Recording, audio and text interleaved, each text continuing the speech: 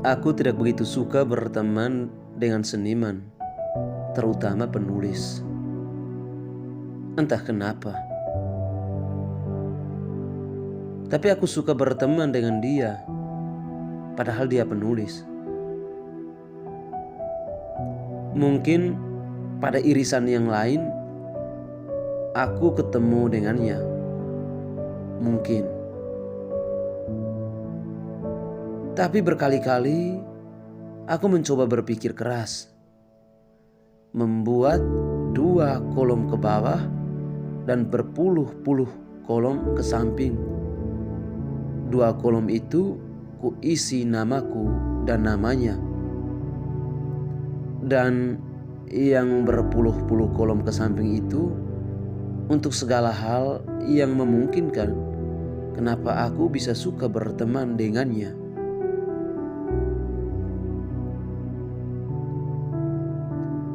Aku seorang perokok, pemabuk, dan tidak ada masalah dengan seks bebas.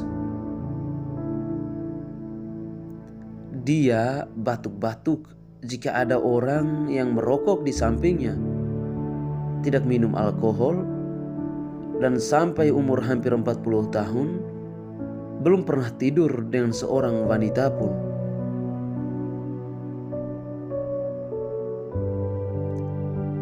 Aku seorang agnostik, tidak peduli apakah Tuhan ada atau tidak.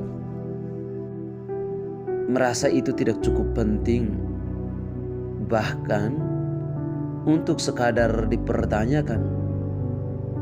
Benci pada perdebatan tentang Tuhan, dan tidak suka pada orang yang percaya sama Tuhan maupun orang yang tidak percaya sama Tuhan.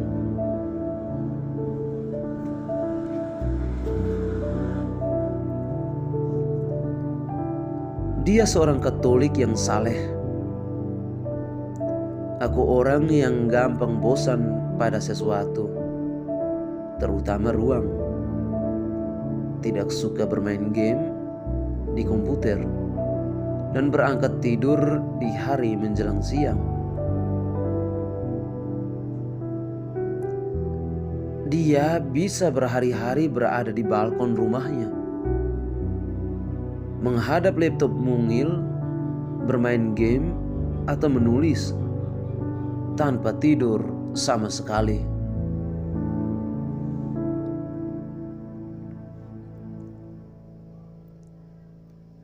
Aku mendengar namanya pertama kali kira-kira 10 tahun silam. Waktu itu ku kenal dari tulisan-tulisannya di koran dan buletin yang dikerjakannya dengan seorang teman penulisnya yang lain. Ia seorang penulis yang berpandangan liberal dan menghasilkan beberapa fiksi yang diperbincangkan banyak orang. Waktu itu aku masih seorang peneliti muda dan sedang terlibat beberapa penelitian dengan peneliti senior dari luar negeri. Kawan sekerjanya di buletin itu mati karena sebuah peristiwa skandal besar politik yang saat itu mulai runyam.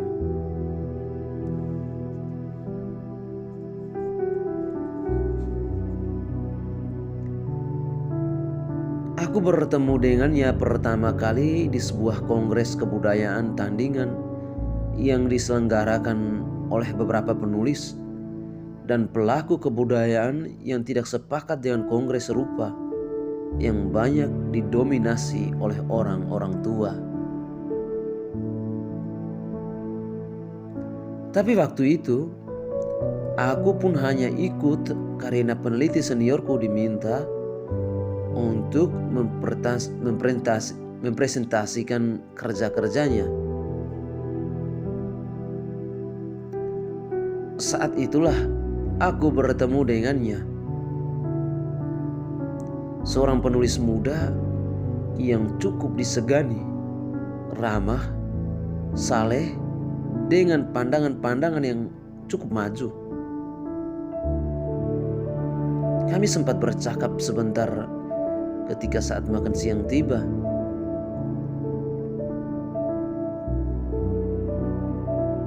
Ia sangat tertarik dengan penelitian yang kami kerjakan. Dan kami berkenalan serta berbincang. Selesai kongres, aku dengar ia keluar negeri untuk melanjutkan studinya.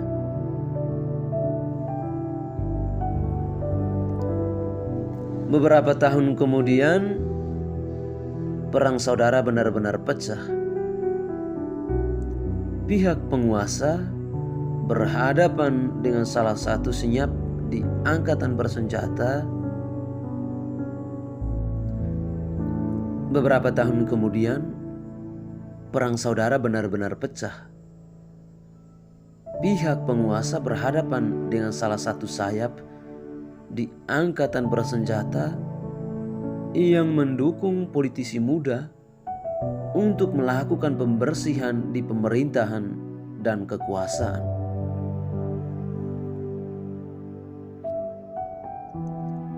Tapi kerunyaman suasana politik saat itu digunakan oleh beberapa kelompok untuk memunculkan aliran-aliran politiknya dan beberapa wilayah yang ingin berdaulat.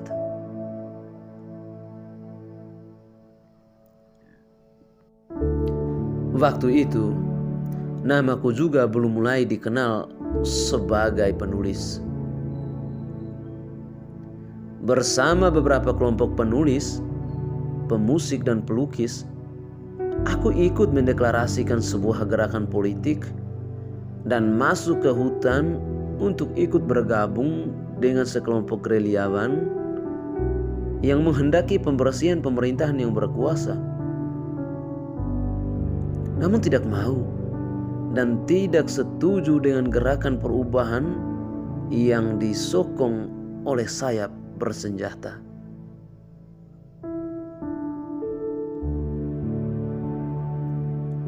Kami mencurigai kelompok tersebut ada hubungannya dengan negara lain yang berkepentingan untuk melakukan invasi ke ekonomi. Selama di hutan itulah aku kembali berhubungan dengan penulis tersebut.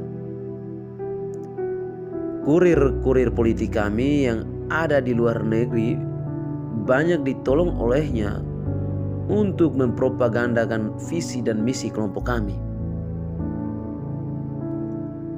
Ketika perang mereda, sebuah rekonsiliasi nasional dibentuk dan melibatkan seluruh kelompok.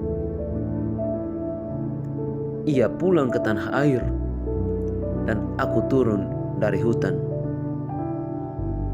Kami juga sempat bertemu, tapi hanya sebentar.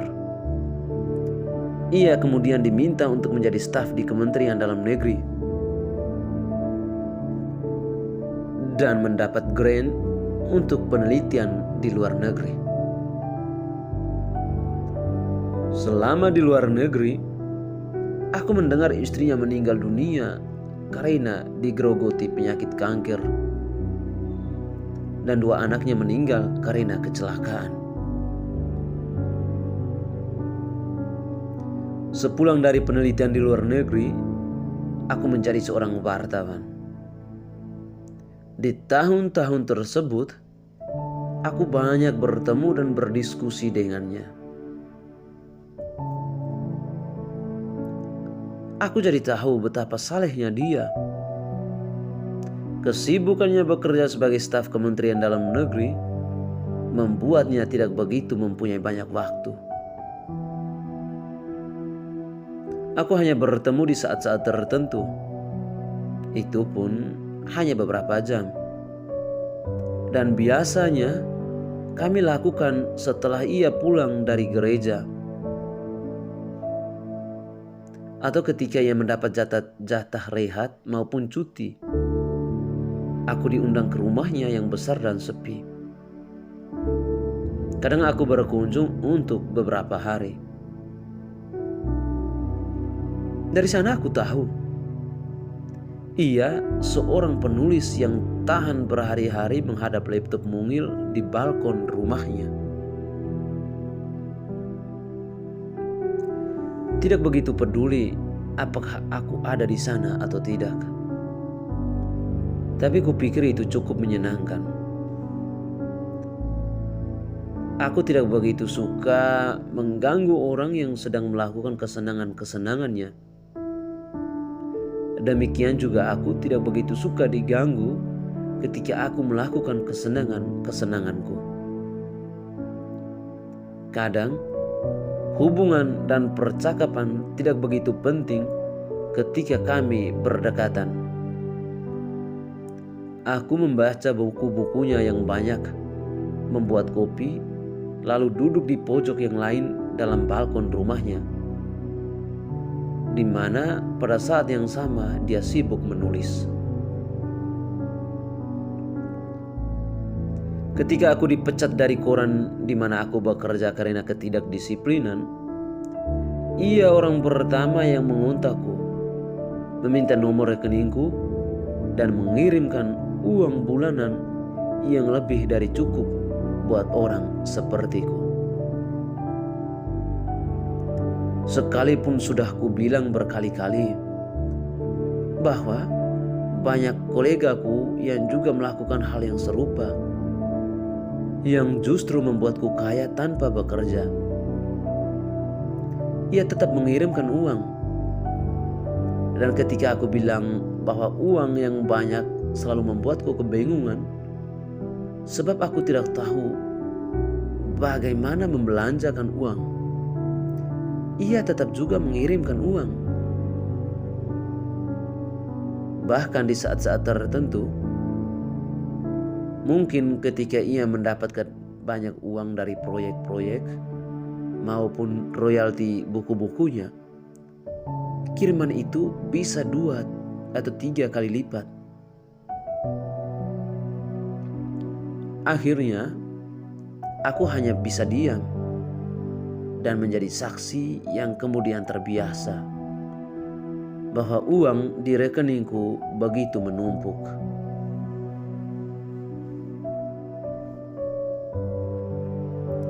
Jika kami bertemu dan berbincang, kami jarang berbicara tentang tulisan-tulisan kami sendiri. Tampaknya kami sama-sama paham. Ia tidak suka dengan gaya tulisanku yang berantakan, dan aku tidak suka dengan gaya tulisannya yang konvensional. Kami lebih banyak berbicara tentang topik-topik ekonomi, di mana kami juga sering berselisih pendapat. Dan kami banyak berbicara tentang topik-topik politik, di mana kami juga punya pandangan yang sangat berbeda. Atau paling-paling kami lebih banyak bergurau tentang masa lalu maupun masa sekarang. Ia sering kuledek sebab begitu mencintai istrinya sehingga membiarkan sisa hidupnya dalam kesepian yang akut.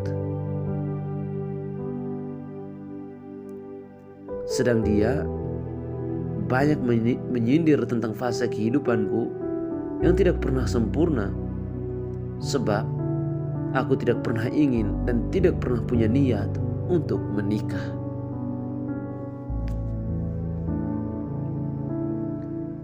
Aku menghentikan coretan-coretan di kertasku. Malam begitu hening. Aku mendengar sebuah pintu di jarak yang cukup jauh terbuka, dan langkah-langkah kaki mendekat. 3 orang, aku pikir, berjalan dengan langkah tenang lewat selku, dan aku melihat dengan jelas seorang pastor dikawal 2 orang sipir penjara. Ini malam gilirannya. Malah perlahan-lahan aku merapatkan telingaku pada jeruji besi dan mempertajam pendengaranku. Ingin mendengar permintaan kawanku yang namanya ku tulis dalam kolom-kolom bersanding dengan namaku. Esok, ia akan menghadap satu regu tembak yang memutus habis fase kehidupannya. Satu regu tembak yang akan mengirimnya ke kematian.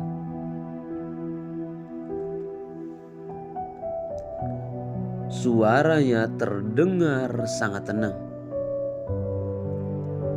Ia hanya minta didoakan bisa bertemu dan berkumpul dengan arwah istri dan kedua anaknya di surga.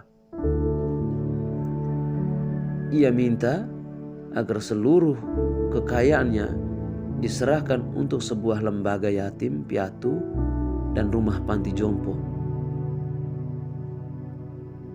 Tidak ada permintaan ketiga. Yang ada hanya doa bergumam. Doa yang cukup panjang.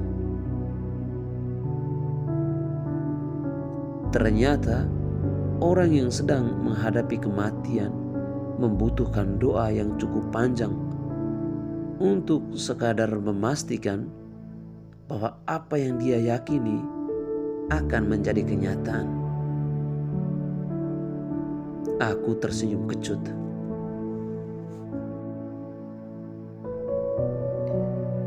Ketika rombongan sipir dan pastor lewat lagi di depanku, aku melihat wajah pastor yang putih itu menoleh ke arahku. Ia tersenyum. Sipir yang terakhir lewat juga menoleh ke arahku. Wajahnya hanya sekadar memastikan bahwa giliranku akan datang pada lusa. Aku terduduk. Aku ingin mengucapkan selamat tinggal pada kawanku, tapi urung. Dan rasa bersalah sedikit menyelinap.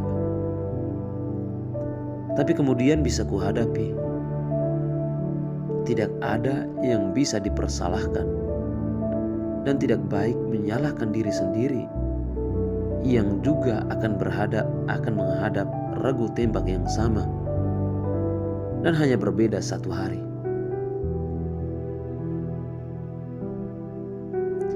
Lalu potongan-potongan peristiwa yang berkaitan dengan penangkapan kami terbayang. Melintas cepat, seperti berburu dengan hitungan hari kematian yang kian mendekat.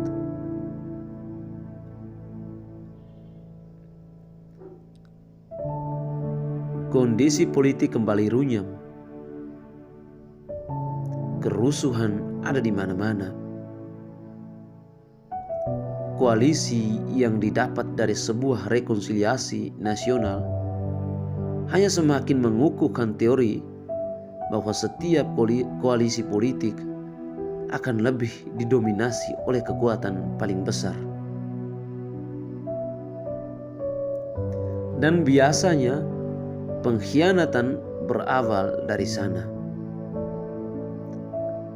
Kelompok kami yang merupakan kekuatan paling kecil mulai disingkirkan. Dan akhirnya kembali menggunakan cara-cara lama. Masuk hutan, bergerilya. Hanya sayang sekali, kesehatanku sudah tidak memungkinkan untuk masuk hutan. Tugasku kemudian hanya bagaimana membantu kelompok gerilyawan untuk mendapatkan uang. Tabunganku terkuras habis. Dan aku kembali melakukan lobi-lobi politik dengan beberapa sahabatku yang masih bisa dipercaya untuk membantuku. Termasuk sahabatku penulis itu. Ia bahkan memberiku data-data yang banyak sekali dan memperkenalkanku dengan lebih banyak orang yang bersimpati pada perjuangan kami. Tapi seperti takdir, kekuatan kecil yang tidak punya banyak pengalaman dengan gempuran militer dan politik yang semakin menghebat, banyak orang yang tertangkap dan menyerahkan diri. Citra politik kami dibabat habis dengan berbagai cara, dan dukungan berbagai lini mulai melemah. Aku ditangkap ketika suatu pagi hendak memeriksakan kesehatanku di sebuah rumah sakit. Tidak seperti yang kubayangkan. Aku tidak begitu mendapatkan siksaan di peristiwa-peristiwa pemeriksaan. Dan mereka tidak terlalu mendesakku untuk mengaku dengan siapa saja selama ini aku mendapat bantuan dan menjalin hubungan. Hanya bukti-bukti keterlibatanku yang semakin menumpuk. Di antaranya, bukti-bukti percakapanku berkas-berkas sandi dan bukti-bukti pengiriman uang ke rekeningku. Hampir semuanya ada hubungannya dengan kawanku itu. Aku pasrah. Hingga kemudian ku dengar ia pun tertangkap.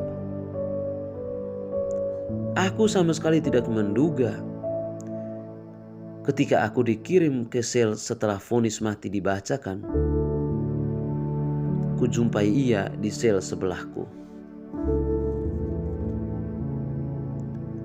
Rupanya dosanya dianggap lebih besar dari dosaku, sekalipun kami sama-sama dihukum mati. Alasannya karena ia pejabat pemerintah. Ia membagikan senyum. Aku juga tersenyum. Ia lebih cerah. Aku tidak bisa menilai wajahku sendiri, apakah aku lebih cerah atau tidak.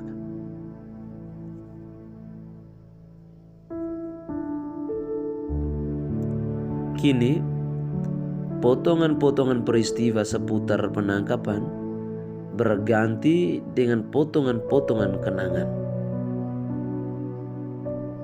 Kata banyak orang, setiap orang yang akan mati akan didatangi oleh kenangan-kenangan masa kecil. Sampai pagi, sampai aku melihat segerombongan orang menjemputnya.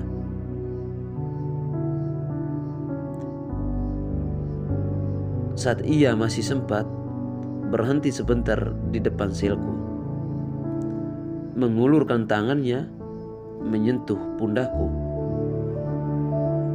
Aku terkenang oleh adegan-adegan masa kecilku.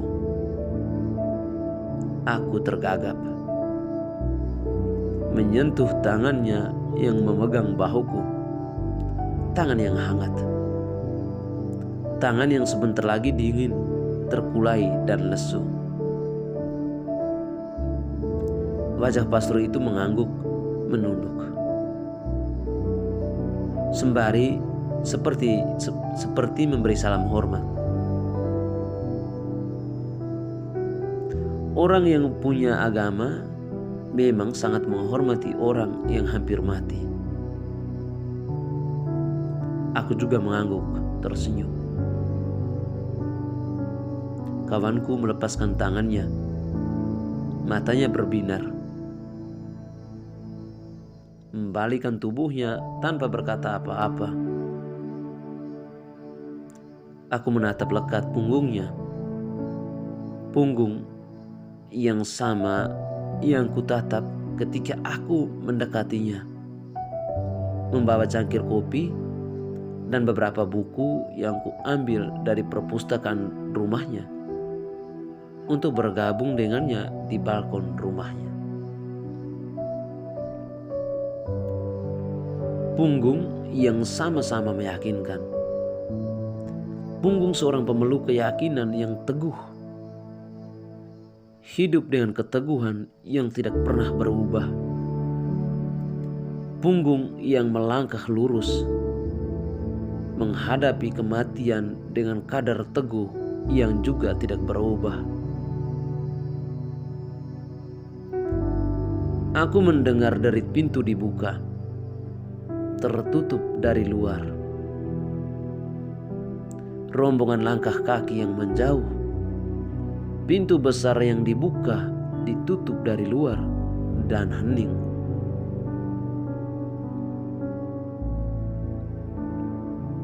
Aku tidak mendengar bunyi tembakan. Tapi aku tahu, tanpa suara tembakan yang terdengar, aku sangat tahu apa yang terjadi. Dan aku kembali terduduk. Satu keringat di kening menetes. Aku merasa malu.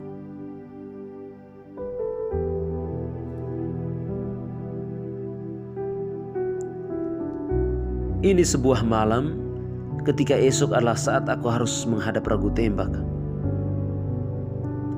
Aku dengar lagi serombongan langkah kaki. Ketika pintu selku mulai dibuka dari luar, aku bilang, aku tidak ada permintaan dan aku tidak minta didoakan.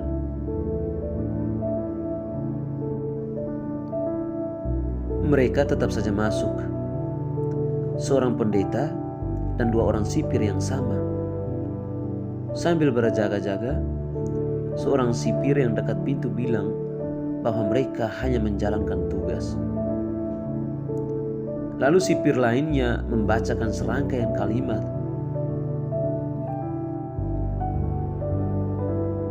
Membaca nama lengkapku, agamaku yang tertera di kartu tanda penduduk, alamat rumahku waktu kecil, dan membacakan hak-hakku sebelum esok aku akan dihukum mati. Lalu memperkenalkan pendeta yang ada di sampingnya. Semua dilakukan dengan sangat lancar dan formal. Aku hanya mendengarkan sambil masih tetap duduk di depan. Pendeta itu lalu mendekatiku, mengulang, adakah yang aku inginkan di saat-saat terakhir ini? Aku menggelengkan kepala. Ia diam beberapa saat. Sempat kulihat ia membetulkan syal yang melilit lehernya, membetulkan letak kacamatanya, dan mengulang pertanyaan yang sama. Aku tetap menggelengkan kepala. Dan kali ini masih kutegaskan dengan kata-kata, tidak ada. Ia kembali diam beberapa saat dan meminta izin untuk membacakan potongan-potongan ayat dalam Alkitab. Lalu ingin kami berdoa bersama. Aku bangkit, mendekatinya dan berbisik, Tuan Pendeta, selama lebih dari 20 tahun, aku sudah tidak pernah berdoa. Aku tidak tahu apakah Tuhan ada atau tidak. Dan aku tidak mau tahu. Tapi seandainya aku mati dan ada hari pembalasan, tentu aku akan mendapatkan balasan yang baik. Permintaanku, kalau boleh, tinggalkanlah tempat ini dan jangan ganggu keyakinanku. Aku sudah melakukan ini lebih dari 20 tahun. Dan aku tidak mau segalanya berubah hanya karena kematian yang akan terjadi esok pagi. Di hutan, di saat perang, kematian bisa datang bahkan bukan dalam hitungan esok hari. Tapi 1 detik ke depan, Anda boleh mendoakanku, tapi aku tidak ingin berdoa. Dan jika Anda berlama-lama di sini, itu artinya Anda semakin menambah bebanku. Sebab jujur saja, kematian yang sudah diketahui pasti akan membuat lemah hati. Ia mengangguk, memelukku, dan memberi isyarat kepada kedua sipir untuk bersama-sama meninggalkanku. Sebelum pintu tertutup benar, masih kulihat ia membuat tanda salib di tubuhnya dan mulutnya bergerak-gerak membaca doa.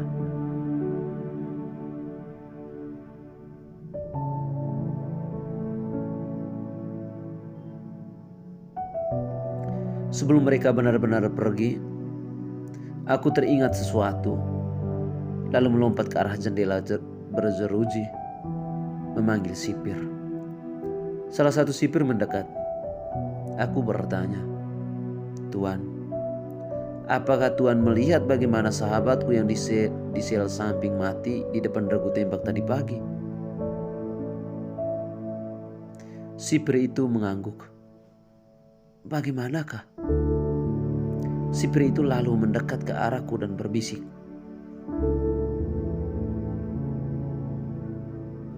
"Tuan, berpuluh-puluh kali aku menyaksikan orang dihukum mati.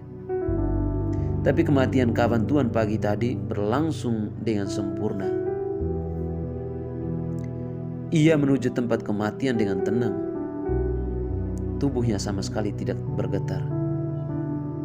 Ia tidak takut dan ia tidak menangis. Ia mati dengan tersenyum. Aku bangga sekali." Lusa, aku pindah bekerja di bagian yang lain. Tidak baik melihat terlalu banyak orang dihukum mati. Kematian Anda esok pagi, mungkin yang terakhir yang akan aku saksikan. Dan semoga aku bangga sebagaimana aku bangga tadi pagi. Aku tersenyum. Dia juga tersenyum, membalikkan tubuh. Dan aku kembali menuju dipan, duduk menunggu jam kematian yang semakin dekat. Aku sudah bersiap ketika serombongan orang menjemput. Aku keluar dari sel. Lantai terasa dingin lewat alas kakiku dan sampai penciumanku. Aku melangkah pelan, melewati sel demi sel, membagi senyum pada orang-orang yang juga menunggu saat-saat kematian mereka. Beberapa sel telah kosong. Kami keluar dari ruangan besar yang banyak berisi sel ke sebuah tanah lapang. Aku melepas alas kakiku, merasakan dingin embun yang masih menempel di rumput. Langit mendung. Beberapa petugas yang akan memproses kematianku, kulihat masih mengantuk. Tapi sebagian yang lain, aku pikir juga cemas. Aku yakin, setiap kematian tidak hanya mencemaskan bagi orang yang akan menghadapinya. Aku mendekati arah di mana aku akan dihukum mati. Tubuhku ditali di sebuah tiang. Beberapa orang kemudian mendatangiku, termasuk pendeta yang sama yang mendatangiku semalam. Mereka mengulang lagi, membaca identitas formalku, membacakan kesalahanku, membacakan vonis matiku yang sudah disahkan. Mereka juga kembali memberikanku kesempatan jika punya keinginan terakhir. Aku tetap menggelengkan kepala. Rombongan itu lalu menyingkir menjauh. Seorang petugas mendatangiku untuk menutup mataku.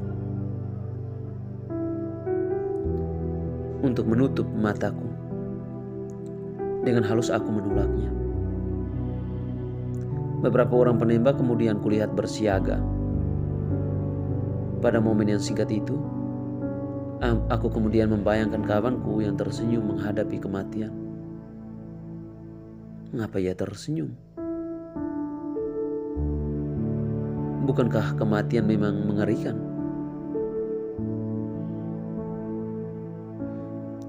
Keterputusan atas sesuatu yang selama ini kita lalui, sesuatu yang intens dan berlangsung terus-menerus. Apakah karena ia memang punya keyakinan yang teguh?